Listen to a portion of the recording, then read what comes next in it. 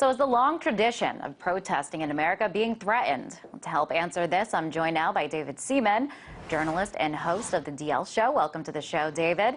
So Congress passed new restrictions on protesting on federal grounds. Do you see this as a threat to citizens' right to freedom of speech?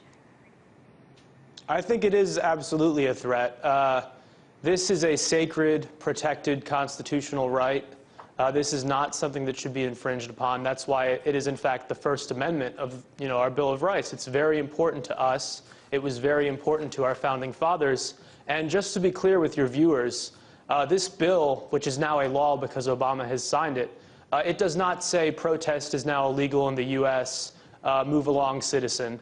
That's not what it says, which is part of the reason why it's not getting more attention. What it says is actually far more insidious. It outlaws certain forms of peaceful protest. If you happen to be within close proximity to high-ranking elected officials who are receiving Secret Service protection, that can be considered a felony. And the problem here is, if you take away somebody's right to get the government's attention, that's a really big deal. I mean, we saw the civil rights movement in the 60s. That was something that really emerged because of peaceful protest. This is traditionally how Americans influence policy on the individual level, as you go out and you peacefully protest for something you believe in if things get bad enough. And to take away that right is really quite criminal, and it's troubling. I mean, the ACLU's analysis, they sort of agree with me. They're saying that it's an incremental thing that's happening. It's not as if suddenly protest is illegal everywhere, but we should fight this incremental slide because it's extremely dangerous. If you can't protest in your own nation's capital, what kind of constitutional republic have we become? Now, some are calling this bill the anti-Occupy bill. Do you think the Occupy movement could have something to do with this?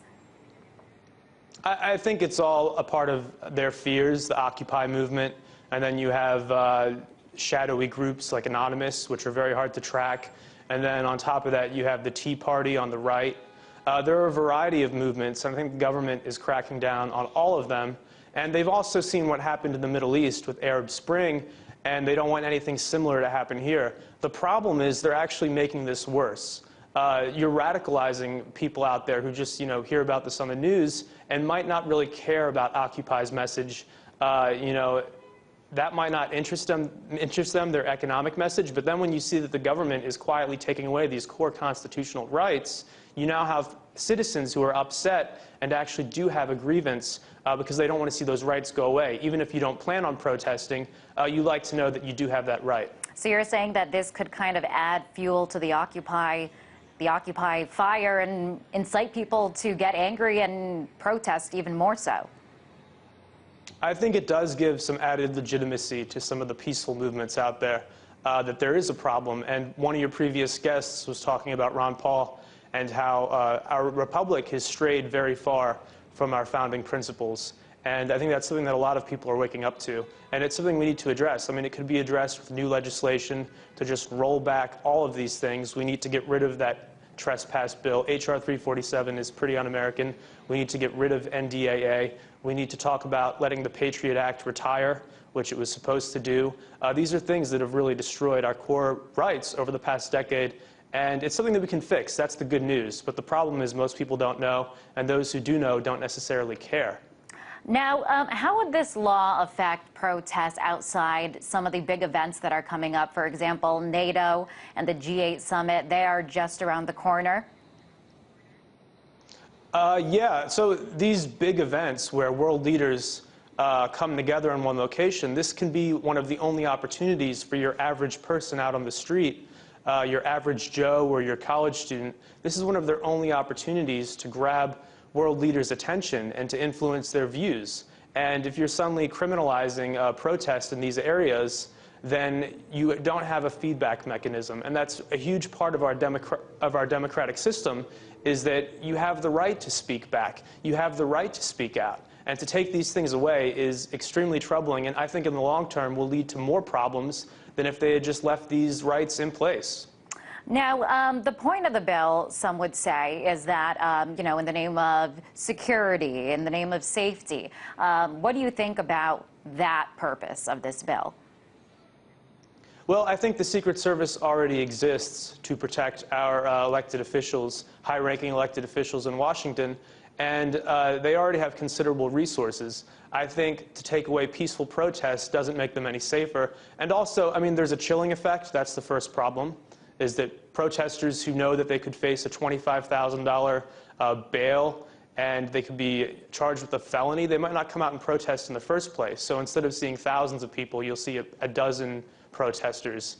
The other problem is that you could see selective enforcement, where if somebody's in front of the White House and they're supporting President Obama's policies on, whatever, on the war in Afghanistan or NDAA, if there's a group that's supportive, the Secret Service might turn a blind eye to that. But if there's a group that's negative and critical, they could crack down. And it's really selective enforcement that could be a big issue, because the media will show, oh, there are protesters, but they're actually in support of the president, or they're actually in support of this new law, but they won't show the other side because those other protesters will be charged.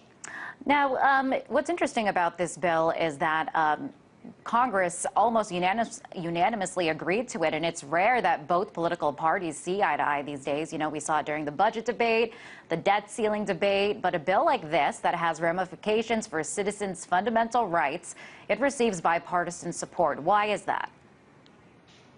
It's extremely disturbing, and I don't have an answer for you, Liz.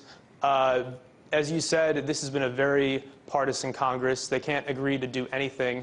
And yet, over the past few months, they've rapidly come together and agreed to things like this anti-protest bill and a stunning attempt to crack down on internet freedoms. We saw SOPA, and they haven't stopped. It's just the media has stopped talking about it.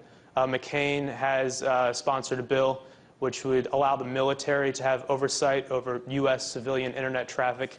It seems like over the past few months, they've really been hell-bent on taking away Americans' rights. And I don't know why that is. I don't know why they've come to some sort of agreement over this, but there should be far more discussion and far more disagreement within the two parties before moving forward. And lastly, David, just want to ask you, will this change the way that you protest and exercise your freedom of speech?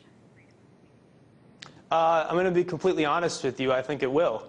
If I know that walking out on the street I can face a felony, if I'm just holding up a sign and protesting for what I believe in, I might stay at home. And that's the real problem, is that other people are going to think the same thing. And after you see the first few arrests, college students and mothers and fathers and everyday people who don't have the resources or the legal teams to back them up, they're just going to stay at home. And a major part of our democracy is going to be dead. When you don't have the right to protest, you don't have much left. Hopefully that's not... that won't happen. But thank you so much for coming on the show, David. Pleasure to have you as always. That was journalist and host of the DL Show, David Seaman, from our New York studio.